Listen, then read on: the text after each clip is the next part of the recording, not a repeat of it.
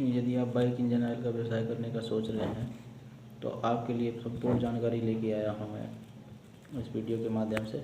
और संपूर्ण जानकारी आप चाहते हैं तो वीडियो को अंत तक देखें। तो बाइक इंजन ऑयल का व्यवसाय करना चाहते हैं आप, तो उसके लिए सबसे पहली चीज़ है कि कंपनी का आप चुनाव करेंगे, कौन सी कंपनी का हमें इंजन ऑयल मार्केट में लेके आना है। तो उसके लिए एक तो होता है कि ब्रांडेड कंपनी को उठा लें। अगर ब्रांडेड कंपनी का हम माल सेल करते हैं तो उसको बेचना तो आसान होता है, लेकिन उसमें प्रॉफिट मनी कम होती है। दूसरा चीज़ होता है कि लोकल कंपनी का हम उठाएं। लोकल कंपनी में अब हमें 40 से 50 रुपये का एक 900 ml का हो या 1 लीटर का हो, उसके पीछे में मिल जाते हैं। तो लोकल कंपनी का उठाने के लिए लेकिन कुछ बातों का ध्यान रखना कि वो इंजन ऑयल सही होना चाहिए। ऐसा नहीं होना चाहिए कि हम उसको लेके आएँ किसी भी बाइक को नुकसान पहुँचाएँ। तो इसकी जो बारीकियाँ पकड़ना, वो चीज़ आप बाइक रिपेयर वालों से सीख सकते हैं कि किस प्रकार से उसकी बारीकी हम पकड़ते हैं। और दूसरी चीज़ की देख लेना कि कंपनी रजिस्टर्ड है नहीं रजिस्टर्ड है, उस कंपनी का ही उठाना है। तो कंपनी का चुनाव बहुत ही इम्पोर्टेंट है और बाइक इंजन ऑयल सप्लायर बनने के लिए। अब दूसरी चीज़ है मार्केट को जानना।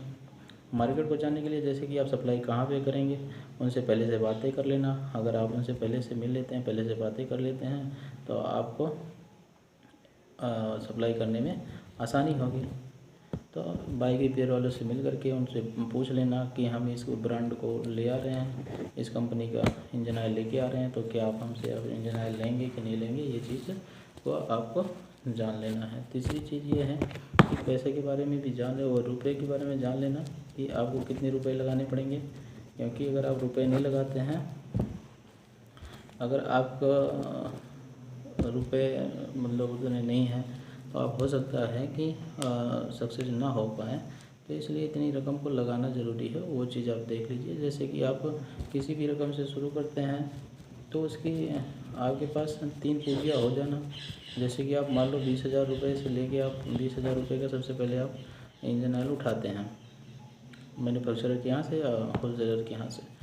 तो आपका इस प्रकार का 20,000 आगे के लिए भी रखना है।